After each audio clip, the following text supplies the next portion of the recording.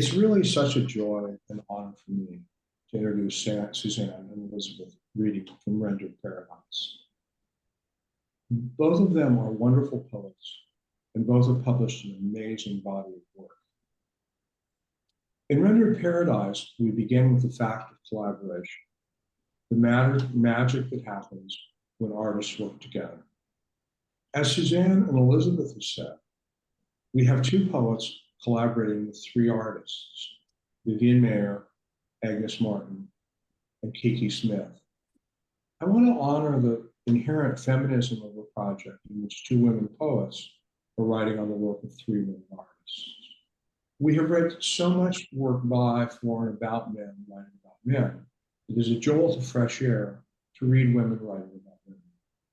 Someone has opened a window. The project is committed to a spirit of adventure and collaboration and moves from work that is representational and realistic to work that is dedicated to abstraction, and then to work that is representational and magical and mythical. Reading this book, I always feel the joy and energy of collaboration, and the joy that I felt working on the book with Susanne and Elizabeth. The language of Rendered Paradise morphs as the art changes, and every page is a jolt of the spirit of adventure. We see a lively magic. When I finish the book, I always want to start reading it again immediately. Susanne and Elizabeth?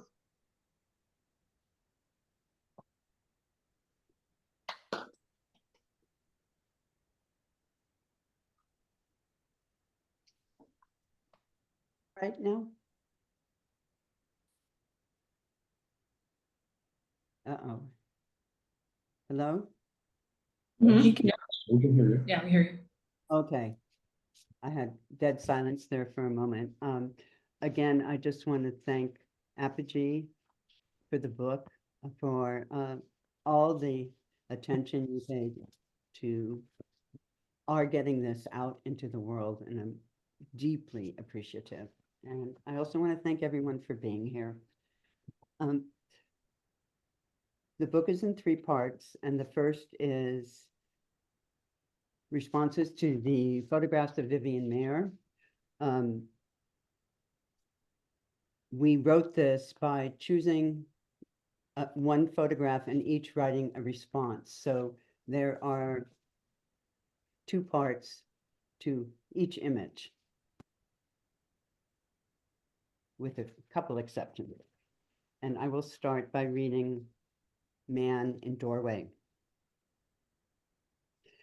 Pose of a ringed hand on the head protects against a blow, or against inclement weather, or the hat in hand shields a pair of eyes from the world. I am not seeing and am not seen. Or I'm grateful for a doorway, for shoes and socks when everything turns to dusk.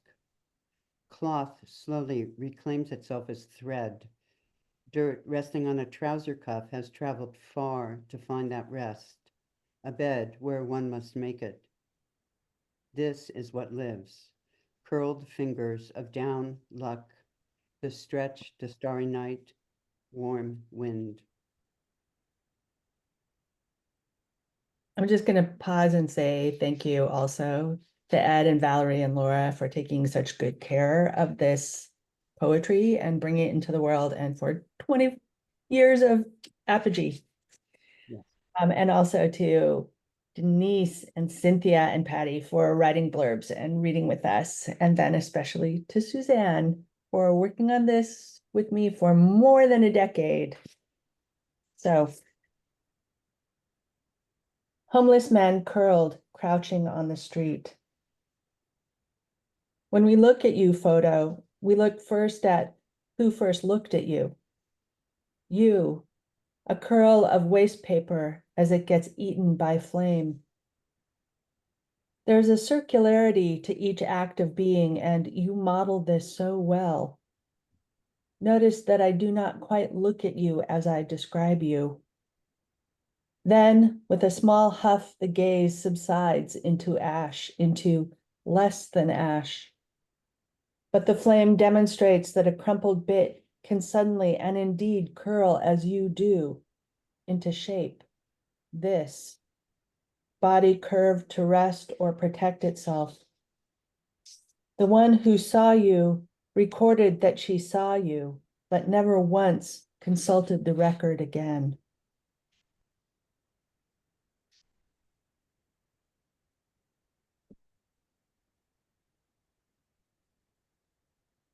Crates. Wood to the mill, from the mill, to a squared assemblage bound with metal straps. Usefulness soon done. The craft becomes scrap heap, abandoned on a hill with others waiting for decay. A slip back to sea level, anxious to become soil again, for the mixing with broken stone, which has also been forgotten. And when the image is the past, to become a tree. Apparently homeless man standing in front of a shop window. There's a relationship between humor and dirt.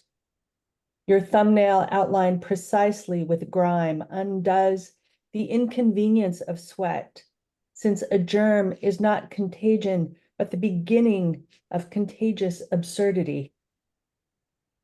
Reflected off the window behind you, the back of a man walking away. Reflected off the buttons on your vest, halos of light. Light, by its absence, shows us that one button is missing, makes the interruption a new pattern, shows that your once broken nose and drooping eyelid incline your face to wink at what no one else can see. Distance and humor, grunge and reverence, the list always so much more fluid than its constituent parts. Reducible finally to the soiled line of your collar, its silvery left-leaning arc alongside the hair on your chest.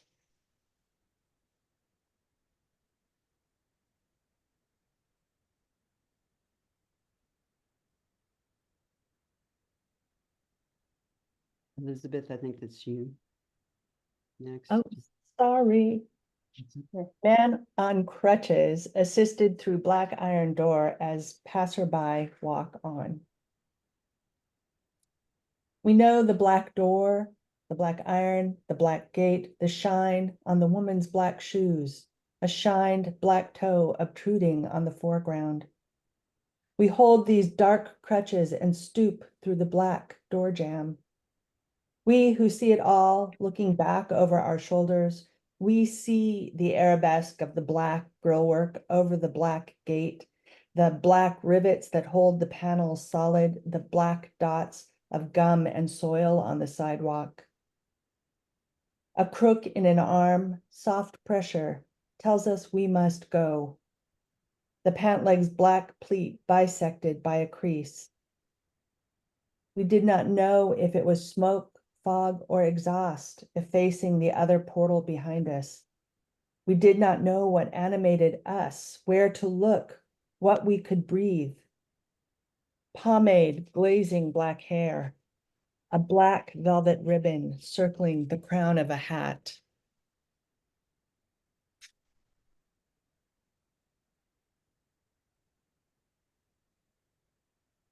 Man on crutches with woman passing. Perhaps we shouldn't look, are not meant to look at what we find unclear. Is it our own hesitation that confuses us, as fog that hovers over the curb may not be fog at all, but steam billowing from a vent, meant to make one think about an emerging underground, about things we create and others that exist only for us, felt in the back of our mind. Question. Answer. I am in love with brick and soot. You must know this about me by now, that I fling my body on the smooth quarried stone of buildings, that I would grab all who walk by, pull them close.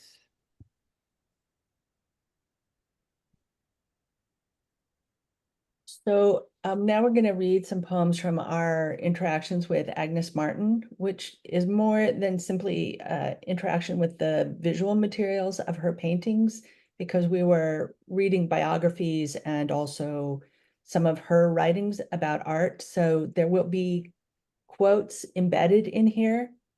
And also we chose a different process for each artist that we looked at. And what we did with Agnes Martin was write a sonnet crown. So the title of each section or each sonnet will have material from a different poem. And then we traded off stanzas. So that's kind of the process on this one. To accompany the vulnerable thing to its destination. You see, the pattern is between itself, like the hand on the fabric, sublimely unemphatic. To touch this way, to touch is to create an imbalance, a fringe on the edge of what one feels. It contracts slightly in its gut, dark like reassurance. Unheeded. This is the order of the world, a dissonance reshaped just so, always just where I started, tracing a line from one hard point. If I repeated myself the second, third, etc. time around, it was as though I heard its voice, each voice, voices unequal and contesting or related, until a fabric rippling, tight at its gut. What is unequal swathed in perfection, voices conjoined touch that darkness. To the unknown end. See how it breaks here and recovers itself, a bit of blue. See how it breaks here and recovers itself. When small waves go back on themselves, it is a type of sleep, and yet also a type of morning light. The gray is soft, the rippling of thought and underlay. I said, yes. I said, yet. Something very serene and flat could pucker on itself and become a compass. I said, first north, then west. I turn to perfection as I see it in my mind. I said, yet my mind. What I'd like to talk about is what is not. As memory overshadows, present time reverses order in near perfect lines. I think I will not falter, will not fail. Pastel direction, uttered, a very small gesture of exultation.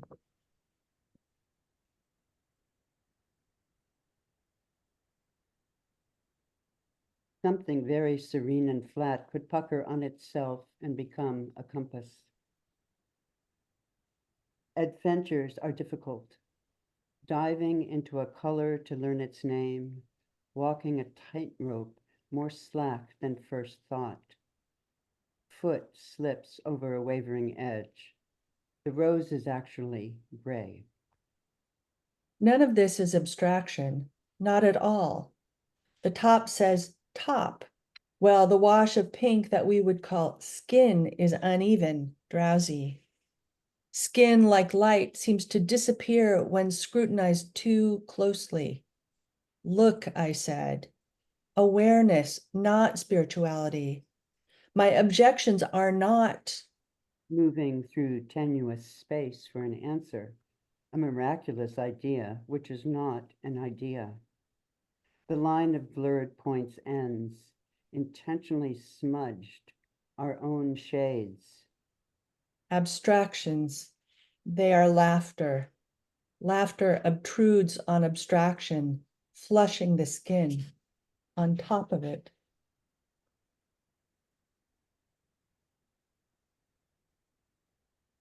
The line of blurred points ends. Brewers, they rhyme over July 27th. This will be his third start for Colorado. Okay, I think I'll start again because I just heard something else pop into my audio. The line of blurred points ends. Between the lines, read and erase, sit, Space is made, a musical score to be written. but ends with emptiness, Stability wishes for a straight line. grains of sand, embraced impermanence, To be rock, or better to be a form for obedience, form, or below it, absolute. Not form, but instead, her form, all that arrives before, yet over and over the hand writes preform, over.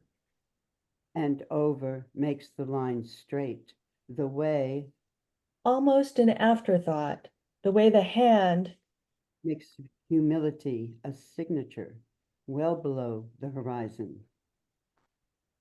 everyone is on his own private line.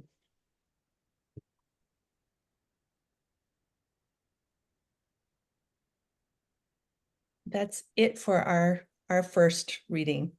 And now we have the pleasure of hearing Cynthia and Denise and Patty read. And I just want to also add how grateful I am for their careful reading of the book and for the blurbs that they wrote. So many, many thanks to the three of you. Susanne and Elizabeth, thank you so much for that reading. Really wonderful for me to hear those poems, and I'm sure that many, many other people have the same experience. And now Valerie is going to introduce Cynthia. Yes, thank you for that amazing reading. Cynthia Hogue is an award-winning poet, editor, translator, and critic, and it's truly an honor to introduce her today. She's published 20 books, including 10 collections of poetry, most recently Contain, Tram Editions 2022, and Instead It Is Dark from Red Hen in 2023.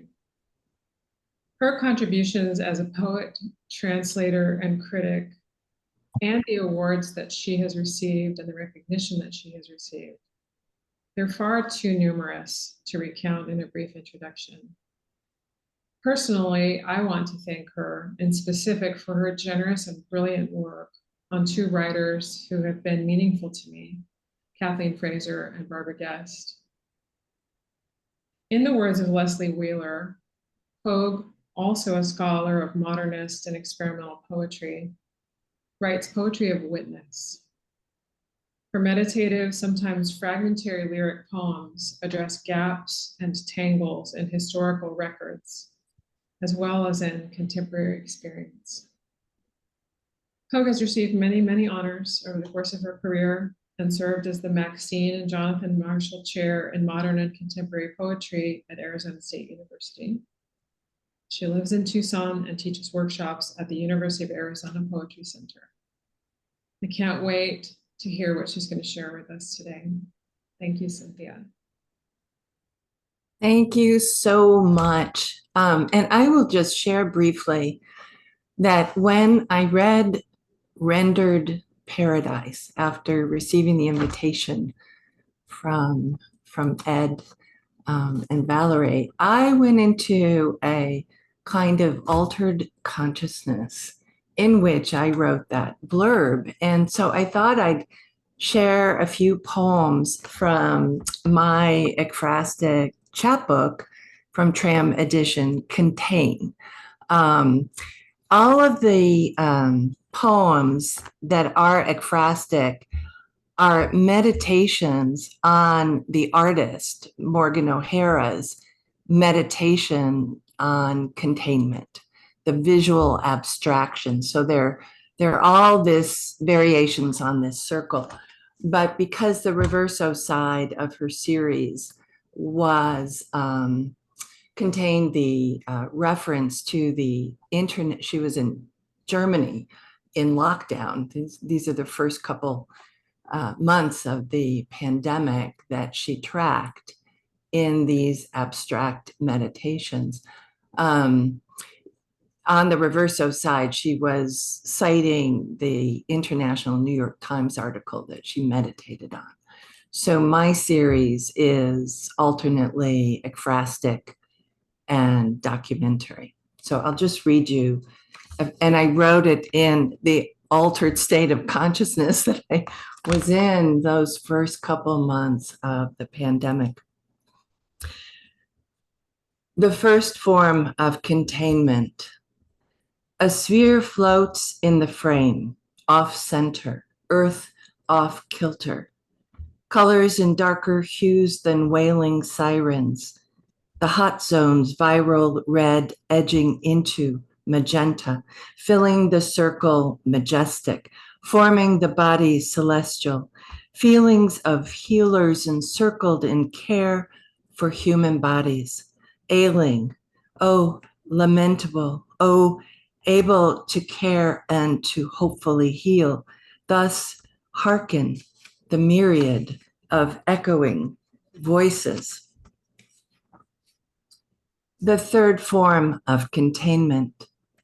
Our multitude still as nature gets to work, clearing detritus, composting waste, covering debris in green, in gold, though skirmish and terror continue until the virus reach fighters and civilians alike, when darkness contain the tendrils and rustles that connect us, the global burgeon of lives together enclosed on earth, animal, plant, mineral, interrupted and changed. What the pandemic means for climate change. Something strange is sweeping the planet, clearing its waters and air, offering a glimpse of Earth's power to repair as a human nightmare unspools the gut-wrenching reality hitting the most vulnerable, the hardest.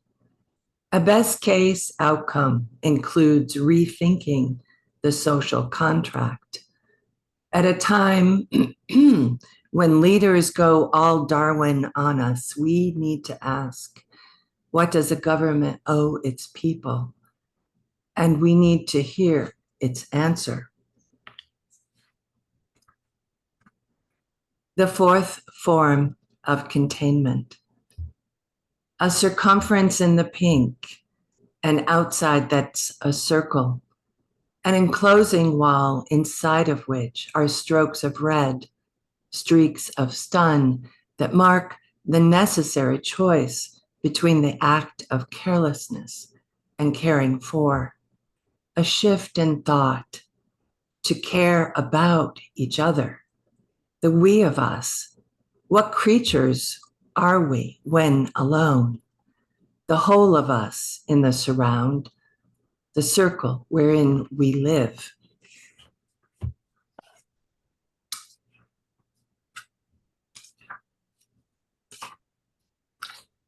This next poem includes some collaged quotations from an article on Thoreau that was in the New Yorker, and the resolution of the poem is life bursting into the poem.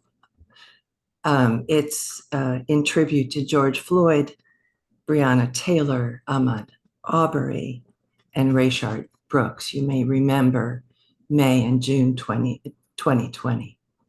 Lessons in Constructive Solitude from Thoreau. The epigraph is from Walden Pond. Perhaps it seemed to me that I had several more lives to live and could not spare more time for that one. At rare, excuse me, at rare intervals, a yogi, antennas raised to the communicating consciousness of nature, to seasons and all creatures four-legged, winged, scaled. A crank, no simple pacifist. His support of abolitionist John Brown's armed raid still too hot to touch. Himself in word and deed, unviolenced.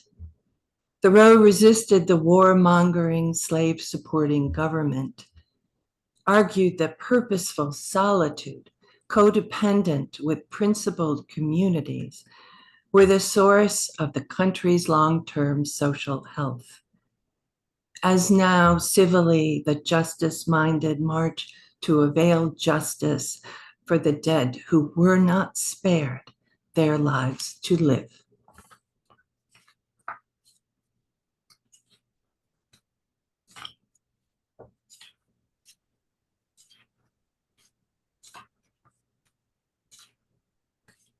The most serious coronavirus exposures.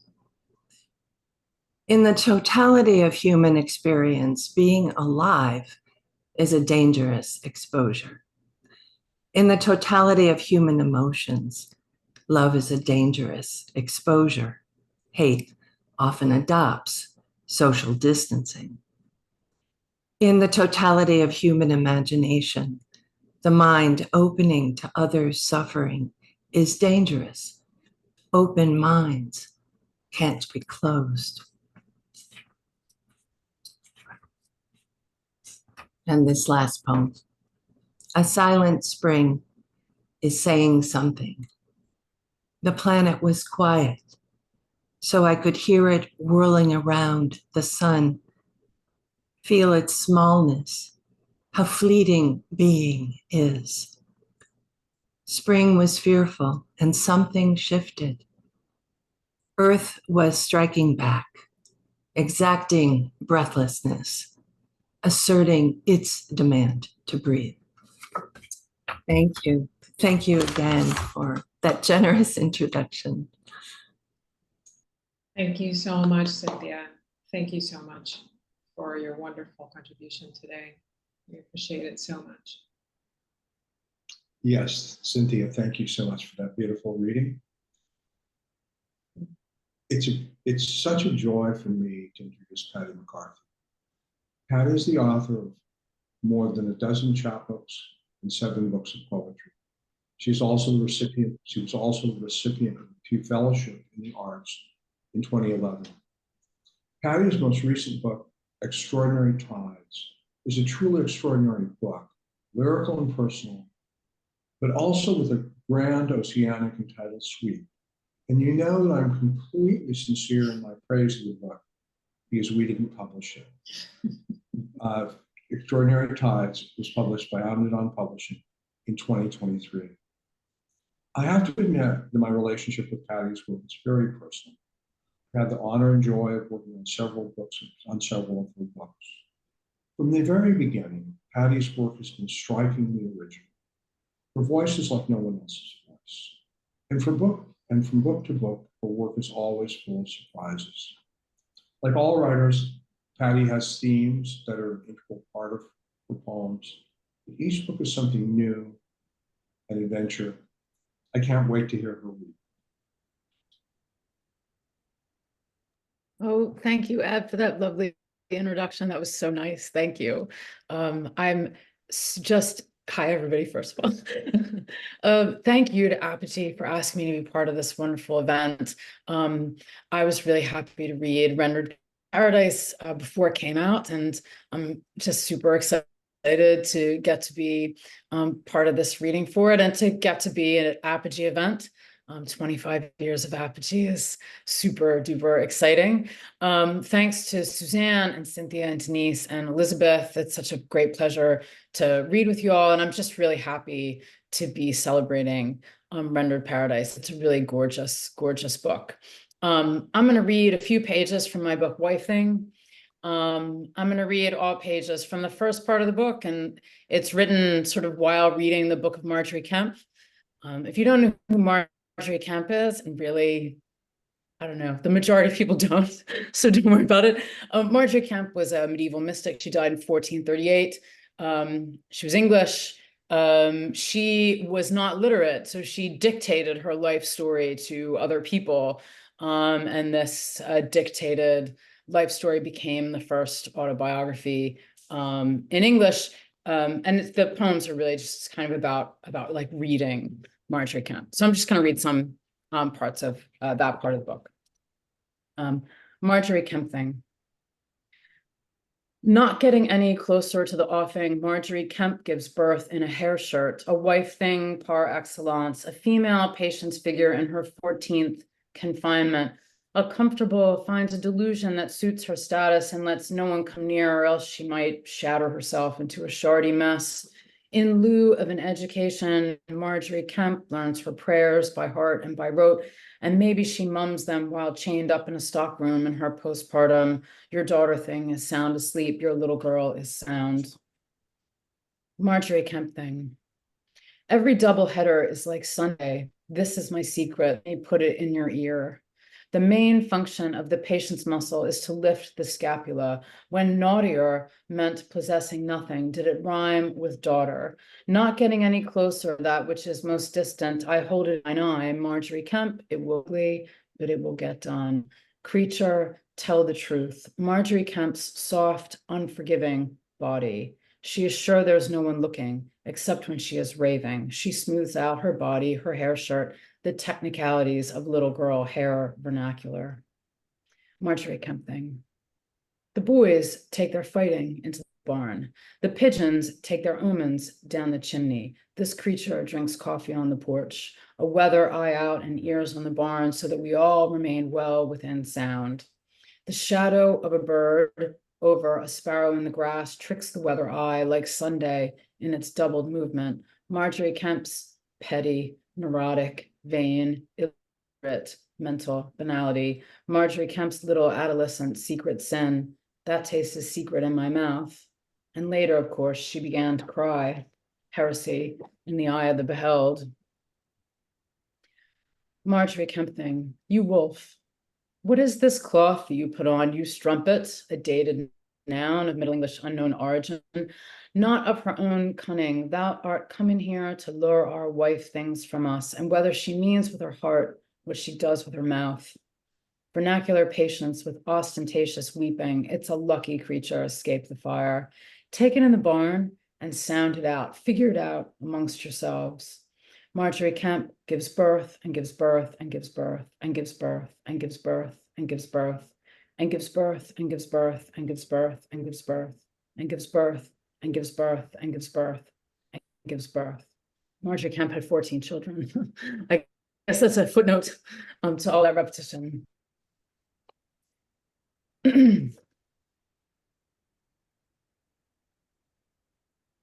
Marjorie Kempthing. A bird-witted boy, a bird-witted girl went over the top with the flowers, like every place that has a long, hard winter. Beautiful, useless places. One use of bitch by a motherly character. What omen is a chimney? I'm sorry, I got muted somehow. I did it to myself. What omen is two types of daughter things, female, similar to male. Her plumage puts her secret in your ear, learned by rote. Thou liest falsely in plain English, creature. Marjorie Kemp, when will she bring down the little birds, the shorebirds, their long legs skitter and skip and pick their way across periwinkles and tide pools and mussel shards? Marjorie Kempthing. 38 years I lived with my husband when I was not on pilgrimages or locked up in the buttery, saying prayers by rote. 38 years and 14 children I lived with my husband. Marjorie Kemp conceives in a hair shirt, a last child, a lapse. This sentence is from several failed attempts. Marjorie Kemp was not embarrassed, had full many delectable thoughts, fleshly lusts, and inordinate loves to his person. We cannot count the blackbirds in the tree fast enough. They move about and fly away. Disappointed, I am not my husband. Marjorie Kempthing. She cries because the sky is between them. The stars are in the way of your face, she says. Marjorie Kemp, you need to eat something. The full plates are lined up before you on the bar, and I know all about patience, a shipwreck, no virgin, inordinately loved his body. 38 years I lived with overlapped my husband, closed curves within an encircling rectangle in which the daily crossword passed between us at breakfast. I can think of no words today. Where? There. I cannot remember how to get from there to there. There now. These cryings are excessive. When she sees a man hit a child or a horse. Marjorie Kempthing. A cluster and a blister are both red injuries to the skin, he said at bedtime, a growing pile of quires, the way in which ladies write history concerning ladies, the way in which 14 cryings and one terrible day. A domestic skein of lights lines the roof. Marjorie Kemp presses fingers to her eyelids repeatedly, passes quarter-sized clots, call the midwife.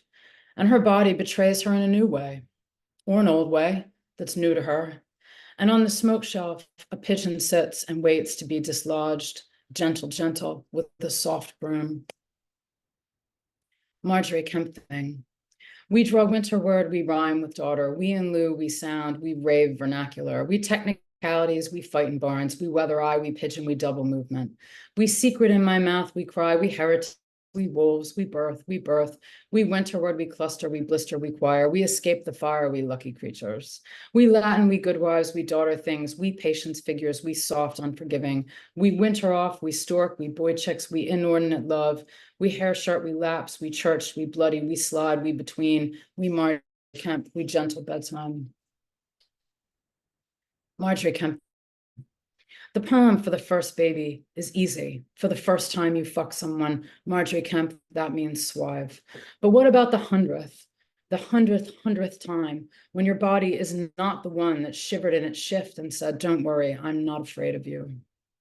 Marjorie Kemp invents in vulgar tongue, it's better to marry than to burn, and I mean with my heart what you do with your mouth. We draw winter word, we marry and burn 100 times inordinately his body. Suffer me to meddle with you again, swive. Suffer me this domestic tongue in ordinary use.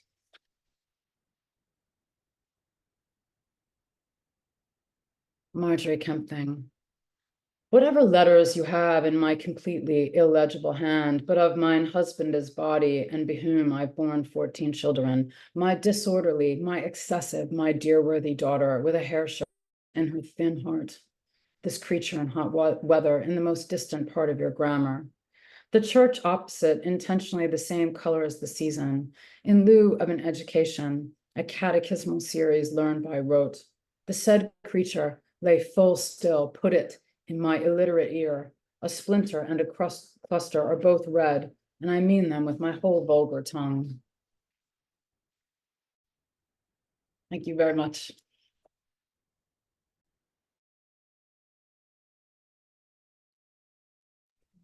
Thank you, Patty.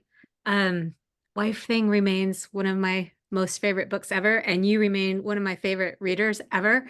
So that was incredible. Thank you so much. I'm Laura Walker. I was lucky enough to join Apogee Press not too long ago as a co-editor just before the 25th anniversary. It's very exciting. And came aboard to publish first Barbara Tomash's incredible Her Scant State, and now Elizabeth and Suzanne's amazing collaborative book, Rendered Paradise. So I could not be happier to be part of Apogee Press. And on top of all of that, I now get to introduce Denise Newman. So I'm feeling very lucky today. Poet, translator, teacher, lyricist, collaborator, installation artist, Denise Newman is a creative force. Perception is always an entangled affair in her poetry, which I find incredibly compelling. Locating the extraordinary and the quotidian and the quotidian and the extraordinary, her precise attention, even to acts of precise attention, allows me to see the very strange and the very familiar.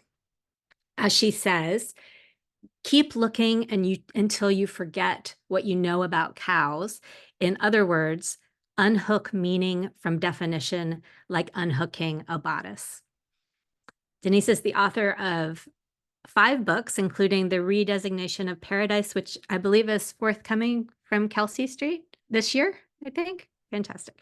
And the recipient of 2 PEN Awards and 2 NEA fellowships. Please welcome Denise. Thank you, Laura. That was very sweet. So happy to be part of this celebration for Rendered Paradise. I mean, just this reading alone foregrounds the collaborative spirit of the book, which I really appreciate, how Rendered Paradise shows how an artwork lives on, rippling in all directions. Can you hear that construction noise? Our house is, we had a flood and now we're getting all this construction work. I'm glad you can't hear it. Yes, so foreground, how the book foregrounds the open-endedness of artworks, but how writing and art making is always collaborative, whether it's explicit like Susanne and Elizabeth's book, or implicit in the way that we're collaborating with these invisible forces like Marjorie Kemp, who's still around, and through Pattie's writing, and the universe. So yeah, I'm really happy to be part of this celebration. And of course, I appreciate Apogee so much, and congratulations on the long life. 25 years in business is a long time for a poetry press. So I'm going to read some poems from my manuscript in progress called Realities Occurring in the Gaps in Reality. And I thought I'd read an ekphrastic poem in honor of Rendered Paradise to begin with.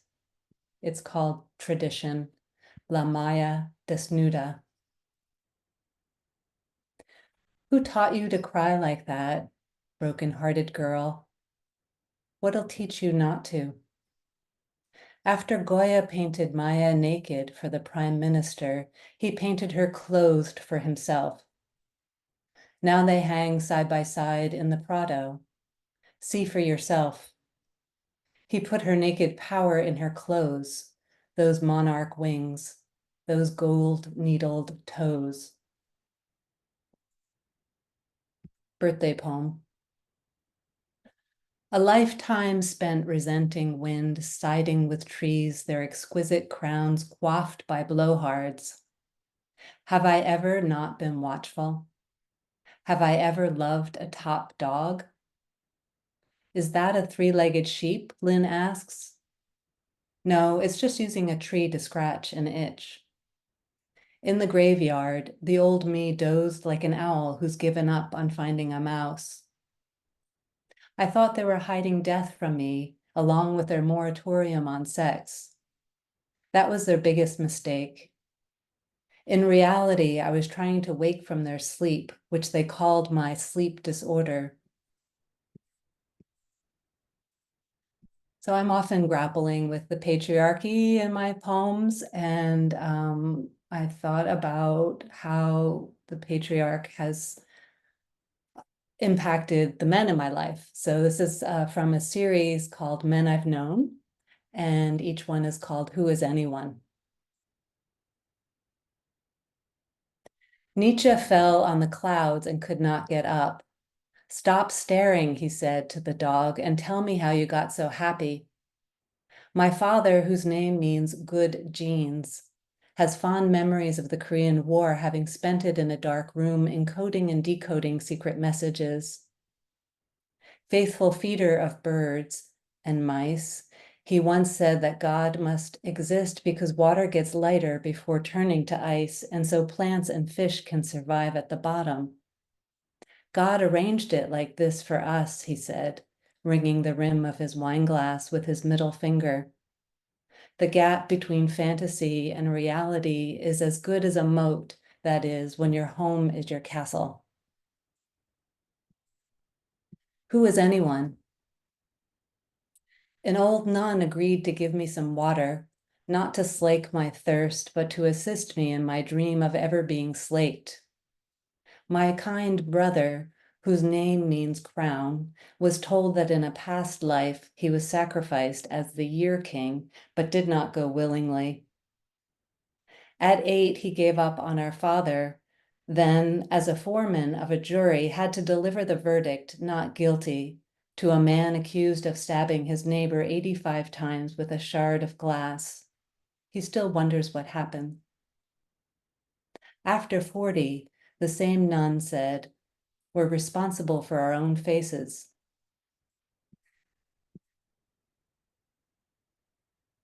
This one is for Philip Whalen. I used to sit with him at the end of his life at the Hartford Street Zen Center. Who is anyone? Oh dear, oh dear, oh. His brown-robed bulk maneuvers down the narrow stairs, cane in one hand, leaning on the railing with the other. His name means lover of horses. Trust the ground, trust your way. Oh dear, to grow up gay in a macho state in a nation hyped on war. After his appendix burst, when still a boy, he had an ether vision of the complete meaninglessness and rightness of existence. We see ourselves separate from others. We see ourselves being seen by others and see ourselves thinking we're seeing us as they see us, but we'll never know, he says to the 5 or 6 of us sleepyheads.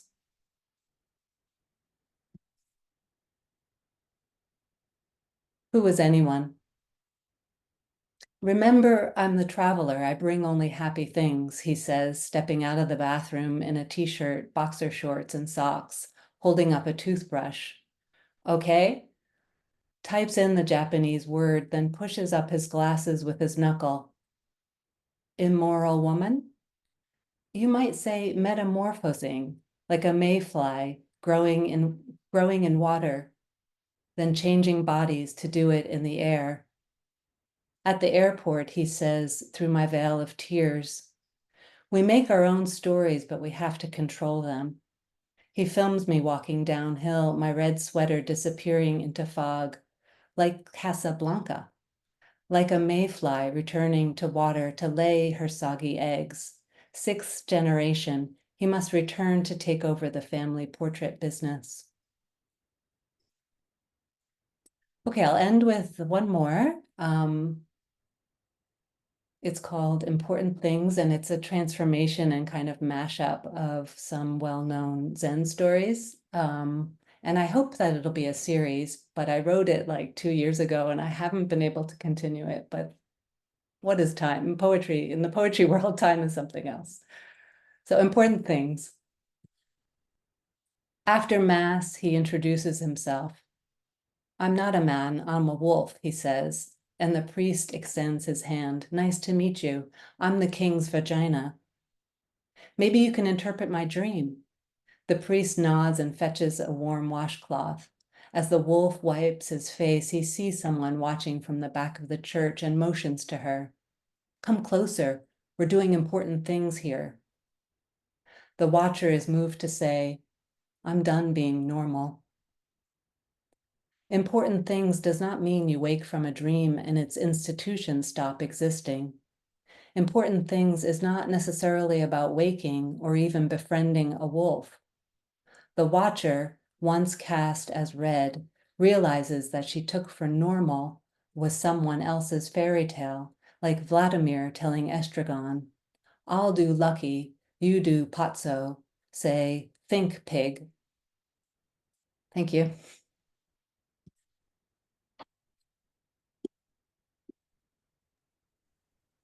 Denise, thank you so much. Thank you to all the poets for your very moving and inspiring readings. And Susanne and Elizabeth, we get to hear you again. What wonderful news.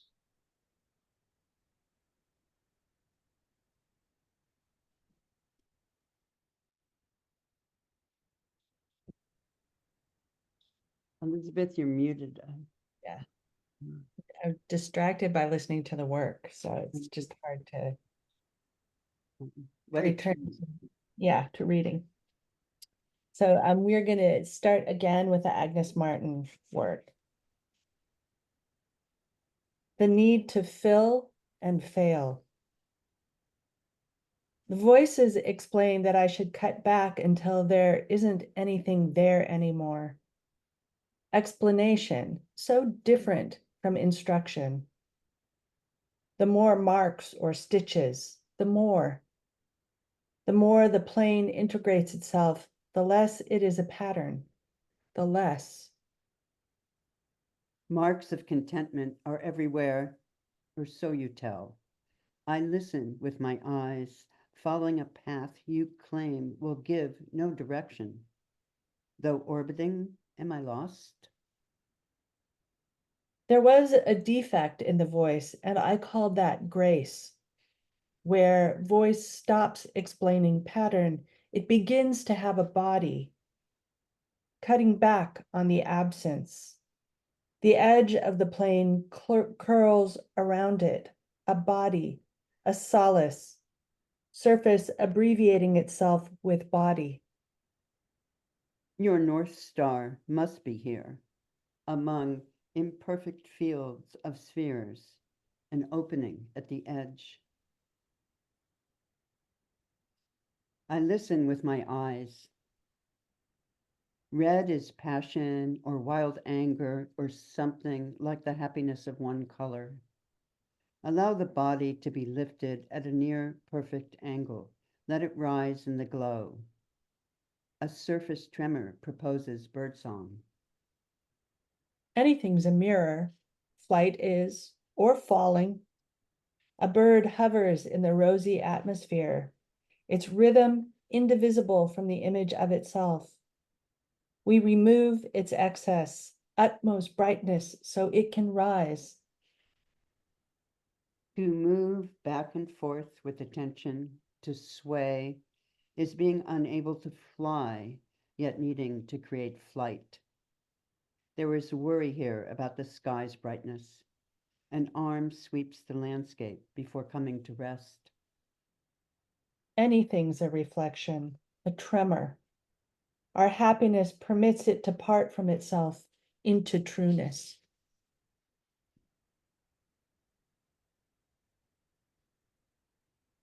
Allow the body to be lifted at a near perfect angle. In Hebrew scripture, the core of the human is in the bowel, to love from one's bowels. Here is a diagram of my gut, guilt incised with the tracks and coils of devotion.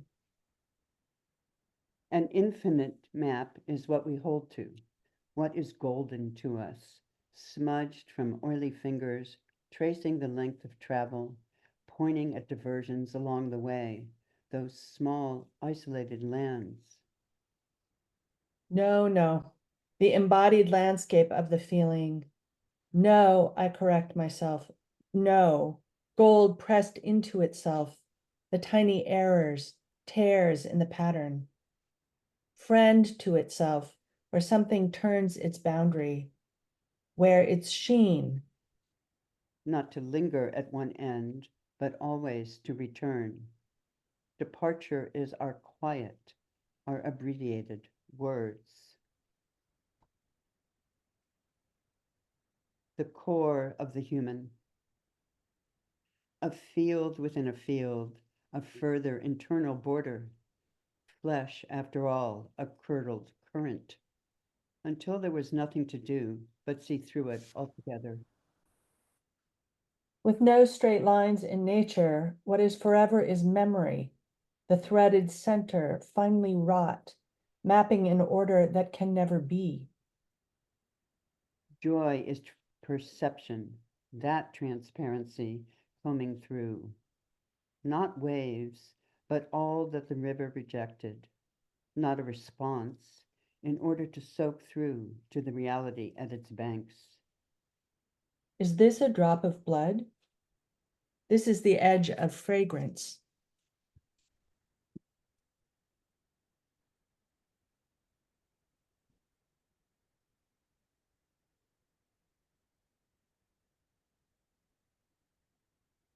We will now read some of the work that we wrote in response to Kiki Smith's art, particularly her tapestries, but sometimes her drawings.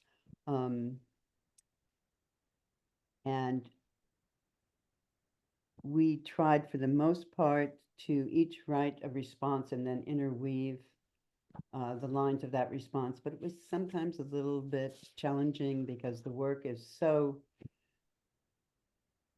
mythical and elaborate and filled with wonderful imagery. But I would say this was the most challenging part of the book, but in some ways, most surprising as well, too. Eden. As Eve, to be cast out does not mean to be banished, discarding what one is, knows, or may still come to know. Temptation teases the self. Its presence lets you stand on unstable ground. A rough bank of a stream might lead to surprise, change, a hint of what or where to follow, the hidden discovered in face of threat.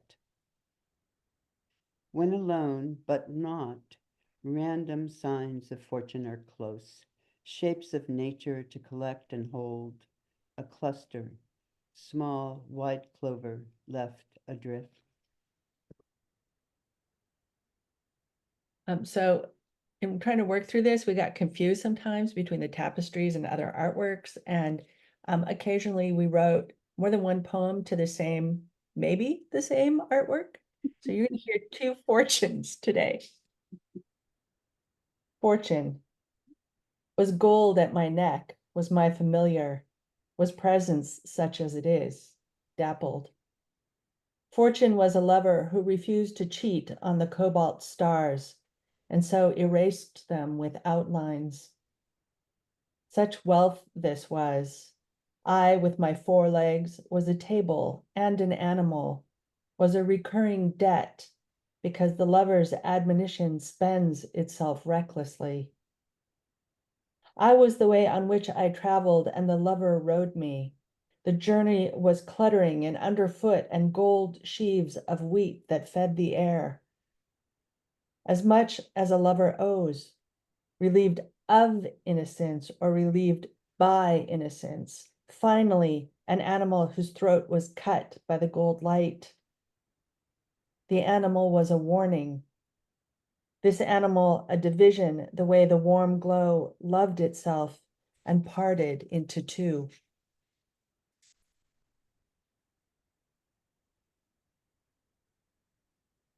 Earth. Amid a splattering of stars, a rendered paradise. I was an origin myth. My skin was bare and lined with scars, body hieroglyphics, a series of things solidified. A vine, was it, or a serpent, until it penetrated my flesh, hinting where an answer might be found. Insofar as I was an origin myth, I was a plea. Here roses mistook my thigh for support, the very tip of things approaching from behind, and then, please, through me. The universe was a radiance startling me, the beginning, where once there might have been a seed of knowing. Please, trying to sort entreaty from plea.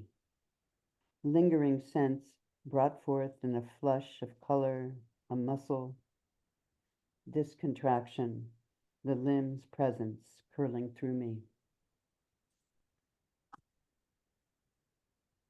Fortune. It is as one might wish at first, this bucolic scene.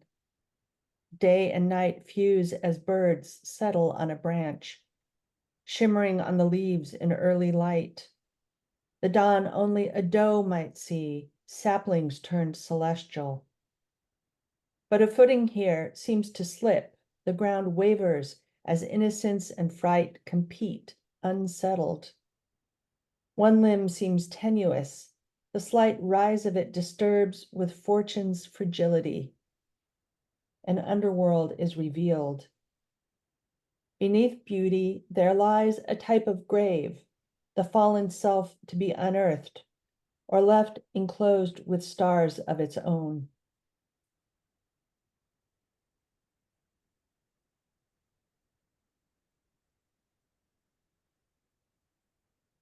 Tattoo. And this is, we're going to read it. We each read a stanza, so we'll read it together. Tattoo. A body is an ear in which to whisper, ear, orifice, moth with haired wings. A body drains itself of sound by its lips, drains itself into petal and clitoris. The black wing goes paler, whitens as it is pulled, as the ear darkens as it contracts in pleasure. It digests something of itself, the inverse of nectar, cocoon melting like sugar under the tongue, drains itself from wing to vertebra, urgently climbing one atop another, these toothy oral wings. I have never flown like a moth, but seek the night nectar a moth might want. Some sweetness offered in dark to drink long, to feel my thin throat soothed with a thirst rarely quenched. I would drip with that honey, its stickiness a satisfaction long sought, something worked for, while rejecting the name of pleasure to know the pleasure itself.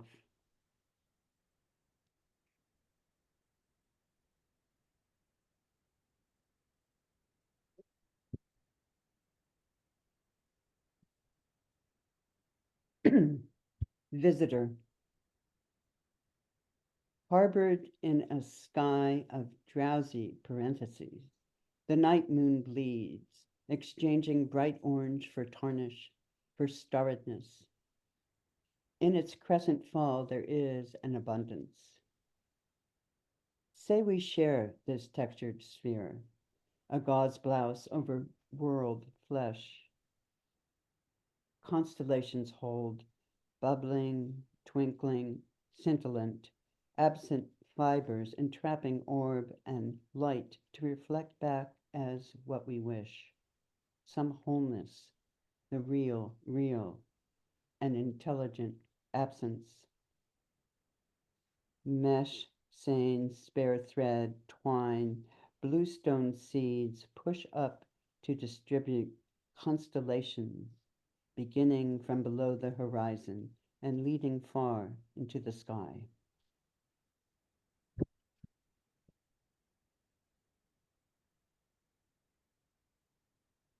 And we'll finish with two more from the Vivian Mayer section of the book.